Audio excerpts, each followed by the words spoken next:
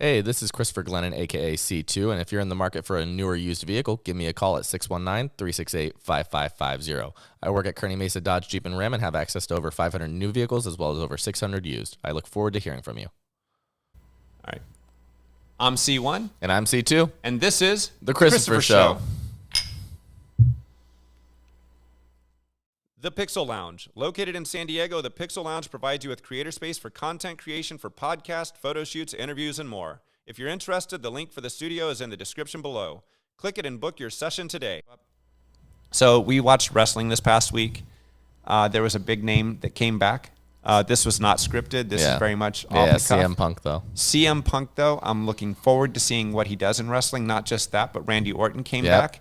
So we had Randy Orton and CM Punk at SummerSlam come back. The way they did the CM Punk return too was crazy because it was the end of SummerSlam. Oh wait, I'm sorry, not SummerSlam. Thanksgiving, Survivor Series. There we go, Survivor Series, and even the camera, they finish up the last match, camera's panning out, they've got the logo pretty much ready, set to end the episode, and then all of a sudden CM Punk's music hits, and everyone's like, oh shoot, kind of thing, and then the camera pans around to see him. His song hits hard. I love his song. It always does. Yeah, Cold of Personality. Yeah, I haven't heard that in so long on it's been 10 years, I think, since he's been on WWE. So, yeah. So I'm glad to see CM Punk back. That was an amazing thing to have happen because he left with pipe bomb. Yep. He literally sat down and let everybody know what he really thought about everybody. And I still admire that. I mean, it's been 10 years. That was brave. That took a lot, especially because he knew what was going to happen. He knew he was going to get blackballed and all that other stuff.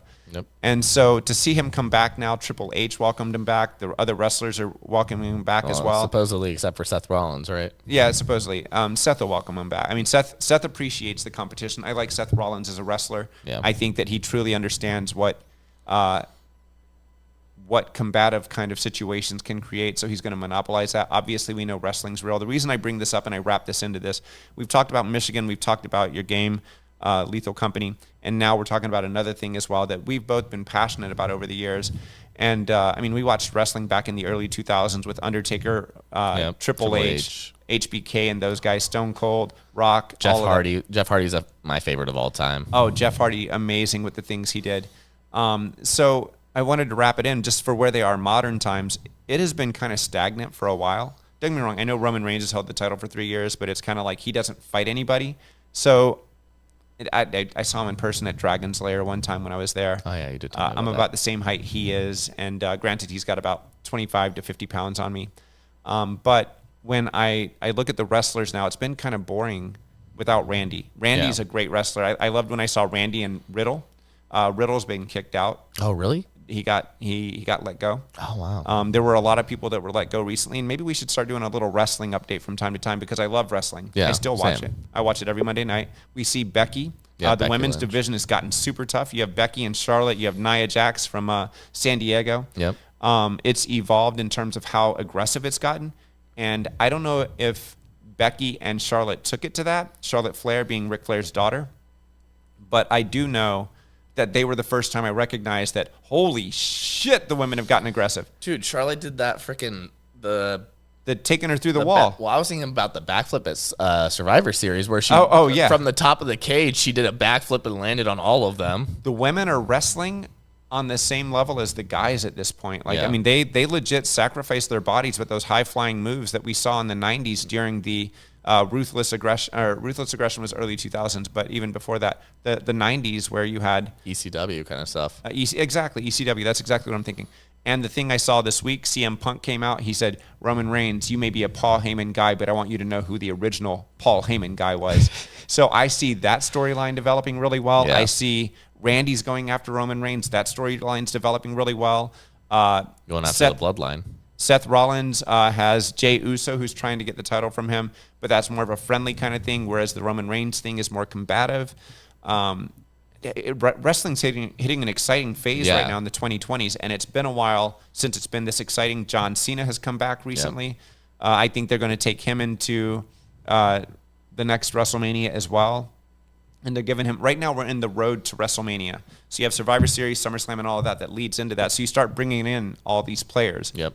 And you culminate in that. But a lot of respect to both divisions, the men's and the women's, because they are both killing it right now, and I love it. Whether it's Raw or SmackDown, I haven't watched SmackDown in a long time. I'm inclined to watch that because Randy just signed with SmackDown, so I want to see what happens with the Randy and Roman Reigns storyline. But yeah, it's going great. No, it's a great. They're finally hitting their stride again, and it's been, like you said, probably at least a decade really since that they've had something great like this build up. Yeah, and Vincent McMahon, I'm going to miss him. He's gotten older, so he's not in the scene anymore. Triple H can't wrestle anymore. I hate that. I hate that he can't wrestle because I would love to see him for one more match, but he has heart problems, so I get that. Yep. You see Ric Flair's gone over to AEW. I didn't know that about Ric Flair. Recently went over there, so he's working with some of the younger guys, building them up. You have Christian and Edge that have gone over there. I like this era because I feel like it's going back a little, and AEW is nowhere near on the level that WCW achieved yet. Yeah. But you had Cody Rhodes, who just came from AEW. CM Punk just came from AEW. So AEW is out there fighting. I like what they're doing. I like some of the product they're putting out. I like the product the WWE is putting out now, and I just think it's an exciting time. Yeah, no, it's a good time for wrestling. Yeah, and it's been a long time for that. You see Dominic Mysterio now, and yeah, Dominic Mysterio and his girlfriend, what's her name? Mommy. Rhea Ripley. There we go. Yeah, there you go. And their relationship. And then you also see the rest of that group. What are they called?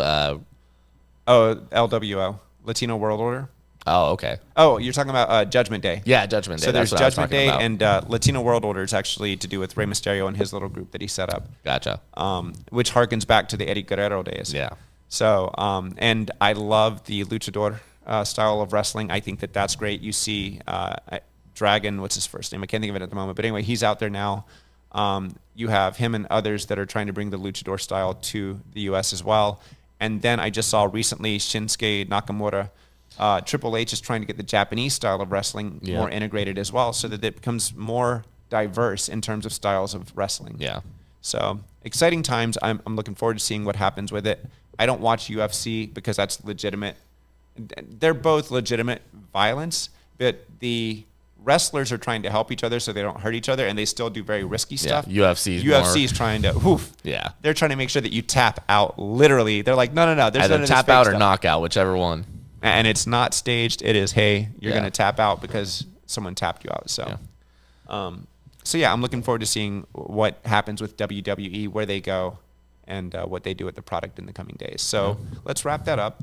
Let's make that the finishing topic. The reason I did that is because of what we used to do when you were a kid. But with that, I'm C1. And I'm C2. And this is The Christopher Show. And thank you for watching. The Merchant Card Group. If your business needs payment processing services, hit me up and I'll give you a referral code. With my referral code, send them your statement, and if they can't beat your current cost, they will give you $250. That's how confident they are that they can beat your cost. You can reach me at CA Glennon on Instagram or at 619-249-9328.